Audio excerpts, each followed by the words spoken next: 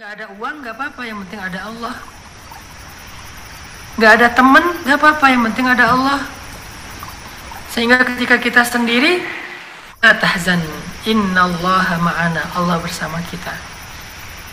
Ketika kita ditinggalkan, Allah bilang, ma wadda'aka rabbuka wa ma qala, Tuhanmu gak pernah meninggalkan kamu, apalagi benci sama kamu. Jadi orang yang benar-benar bisa hasbi Allah dalam hidupnya, dia gak akan merasa lagi kekurangan, gak akan merasa khawatir yang berlebihan, gak akan merasa stres, gak akan merasa tertekan, gak akan merasa sendirian, gak akan merasa kecewa yang terlalu dalam. Kenapa? Karena dia punya Allah. Ketika kita terlalu bergantung kepada makhluk, sedikit saja ada rasa di hati kita ketergantungan kepada makhluk, maka mulai saat itu, sedikit itu pun kita akan mulai merasakan rasa gelisah, rasa bingung, rasa ragu, rasa lemah, rasa kecewa. Sehingga semakin besar rasa ketergantungan kita kepada makhluk, semakin besar juga peluang kita untuk kecewa. Jangan berharap kepada makhluk di dalam hati. Tapi boleh nggak kita minta tolong kepada makhluk? Boleh. Tapi jangan masukkan itu ke hati. Boleh nggak kita berharap yang baik-baik dari makhluk, dari pasangan, dari keluarga, dari anak, dari teman? Boleh, tapi jangan masukin ke hati. Karena ketika itu masuk ke dalam hati kita, kemudian menjadi rasa yang menggantungkan hidup kita, menggantungkan perasaan bahagia dan nggak bahagianya kita di dalam hati, itu akan melemahkan kita banget. Kita bukannya dilarang untuk berinteraksi dengan manusia. Kita boleh berinteraksi dengan manusia, boleh banget.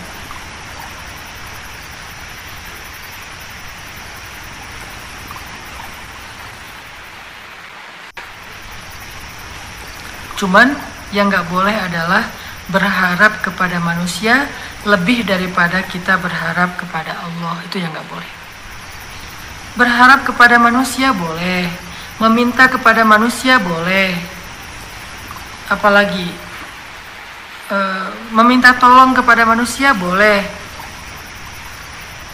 bergantung kepada manusia sewajarnya boleh.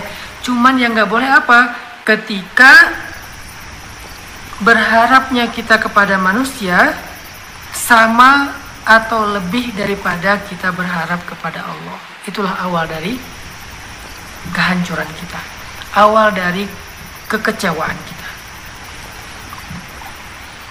Jangan pernah kita berharap ke manusia lebih dari kita berharap kepada Allah. Itu akan kecewa. Terus gimana Ustaz caranya? Kalau kita berharap ke manusia,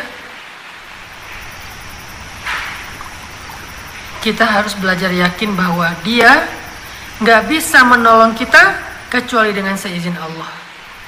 Dia nggak bisa mengangkat masalah kita, menyelesaikan masalah kita kecuali dengan seizin Allah. Sehingga ketika kita kehilangan dia, nggak masalah asal kita nggak kehilangan Allah.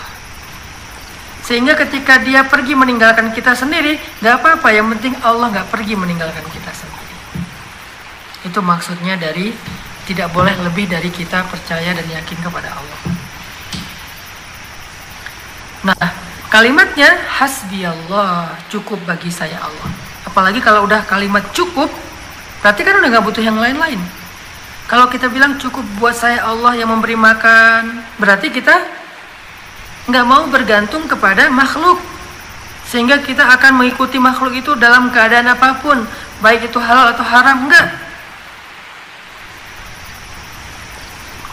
Kita akan mengikuti makhluk selama itu tidak melanggar dan menjauh dari Allah. Jangan pernah gara-gara ingin mendekat kepada makhluk, kita menjauh dari Allah. Tapi kalau gara-gara kita ingin mendekat kepada Allah, akhirnya makhluk menjauh dari kita, itu nggak apa-apa. Perhatikan kalimatnya. Jangan pernah karena ingin mendekat kepada makhluk, kita menjauh dari Allah. Maksud menjauh dari Allah, kita membuat Allah kecewa. Karena yang kita lakukan untuk mendekati makhluk itu sesuatu yang haram. Yang kita lakukan untuk mendekati makhluk itu sesuatu yang dosa. Kita rela melakukan dosa demi untuk mendapatkan rasa dekat dengan seorang makhluk, untuk mendapatkan tempat yang akrab dengan seorang makhluk, tapi di saat yang sama kita jauh dari Allah, itu rugi banget. Tapi kalau kita ingin mendekat kepada Allah, lalu sebagian makhluk menjauh dari kita, gak apa-apa. Jangan khawatir. Gara-gara kita ninggalin riba, akhirnya kita dijauhi keluarga dan teman-teman, gak apa-apa. Gara-gara kita berhijab, akhirnya kita dijauhi oleh geng dan orang-orang yang kita sayangi, gak apa-apa. Gara-gara kita istiqomah, gara-gara kita mulai memperhatikan mana halal mana haram, orang banyak yang ilfil sama kita, gak apa-apa. Kenapa? Hasbi Allah, cukup bagi saya Allah. Kalau kita masih apa-apa, berarti Allah gak cukup buat kita. Karena kita masih mengharap makhluk, kita masih tergantung sama makhluk, seolah-olah kekurangan makhluk itu membuat kita menjadi terganggu. Inilah kalimat hasbi Allah yang diucapkan oleh Ibrahim.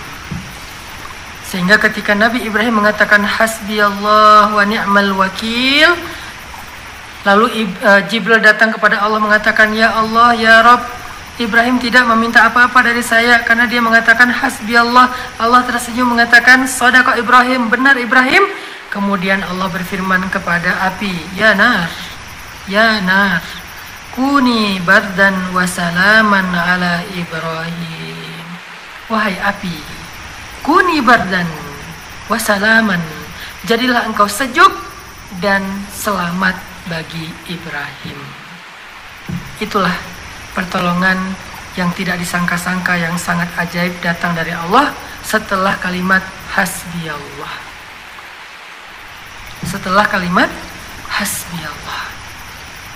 Dan coba teman-teman renungkan, kira-kira waktu jarak antara api itu sudah menyala dengan begitu besar sampai bisa mencelakai Nabi Ibrahim itu kira-kira butuh berapa lama?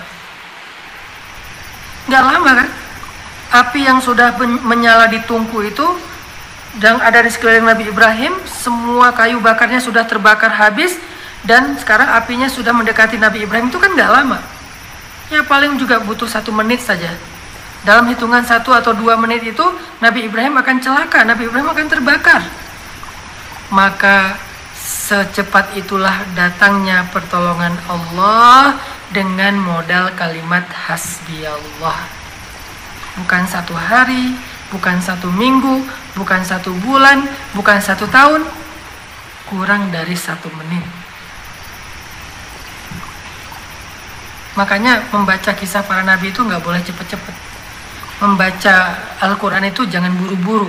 Kita harus mentadabburinya. Apalagi kalau ayat-ayat kisah, mentadabburinya itu harus pakai theater of mind, imajinasi.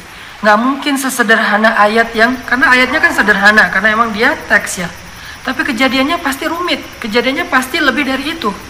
Sehingga kita coba membayangkan kondisi waktu kejadian itu ada. Semua kayu bakar sudah mengeluarkan api dan Nabi Ibrahim siap terbakar. Itu hitungannya cuma 1 menit atau lebih sedikit. Malaikat Jibril naik ke langit mengadu kepada Allah tentang apa yang diucapkan Ibrahim, dan Allah Maha tahu apa dan Maha mendengar. Kemudian dalam hitungan kurang dari 1 menit itu Allah berfirman, kuni bardan wasalaman ala Ibrahim. Wahai api, jadilah kamu. Kuni itu sama dengan kun. Bukankah kita sering mengatakan kun fayakun? Kun fayakun, 2 kalimat. Kun fayakun. Kun artinya jadilah. Fayakun maka menjadi. Kun ini firman Allah, fayakun ini adalah kejadian yang terjadi setelah Allah berfirman. Objeknya. Kepada siapa Allah mengatakan kun? Kepada api.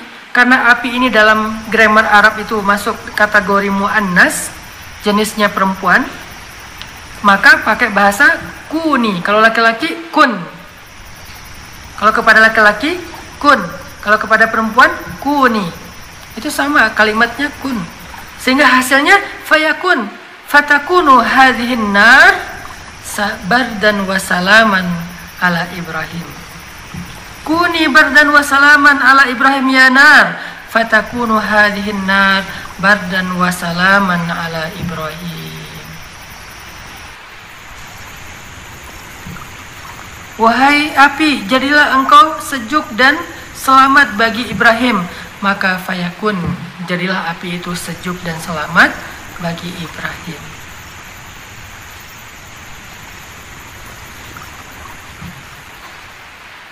Inilah keajaiban setelah Nabi Ibrahim mengucapkan kalimat hasbiyallah wa ni'mal wakil.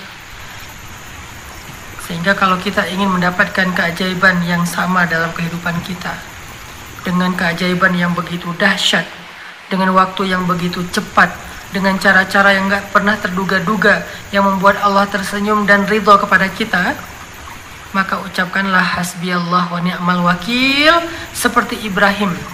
Lisan dan hatinya selaras. Lisannya mengatakan dengan fasih hasbiyallah wa ni'mal wakil, hatinya tasdiq, membenarkan, ya memang Allah cukup buat saya nggak butuh yang lain selain Allah, saya nggak yakin yang lain kecuali Allah, saya hanya bergantung dan berserah kepada Allah. Belajar itu di dalam hati, riyadhah, latih. Jangan hanya melatih lisan. Melatih lisan hasbiyallah itu mudah, tetapi melatih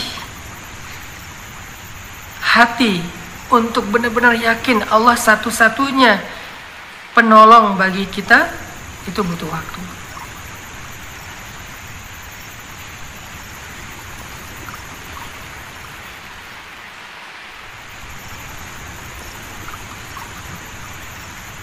Sekali lagi, kalau kita ingin dapat pertolongan Allah yang begitu dahsyat, yang begitu cepat dengan cara yang tidak terduga-duga, seperti yang dialami oleh Nabiullah Ibrahim alaihissalam, maka ucapkanlah hasbiyallah wa ni'mal wakil seperti yang diucapkan Ibrahim dengan lisan dan hati. Latih. Insya Allah nanti kita akan lihat keajaiban terjadi dalam kehidupan kita. Walaupun bentuk keajaibannya gak selalu dengan terpadamnya api. Bisa juga terpadamnya amarah. Bisa juga terpadamnya kebencian. Bisa juga terpadamnya kedengkian. Bisa juga padamnya permusuhan. Tidak selalu api. Tergantung masalah kita. Tapi yang jelas, ketika kita ucapkan hasbiyallah wa ni'mal wakil, ketika kita mengalami masalah, Allah akan memadamkan api-api yang akan membakar dan mencelakai kita. Apakah itu api kedengkian, api permusuhan, api kemarahan, api kesombongan, dan seterusnya. Akan Allah padamkan. Allah akan mengatakan, kuni bardan wa salaman ala abdi fulan ibnu fulan. Sehingga tiba-tiba tadi kita yang hampir marah gak jadi marah. Tadi yang keluarga kita, pasangan kita, orang tua kita yang benci sama kita jadi cinta lagi. Yang tadi marah, sakit hati, sekarang memaafkan, lapang dada. Dengan teman yang udah dengki sama kita jadi lapang dada, gak lagi dengki. Ya, ada sahabat yang udah putus silaturahim dengan kita yang bermusuhan, sekarang jadi saudaraan lagi. Kenapa? Karena keajaiban dari hasbiyallah wa ni'mal wakil.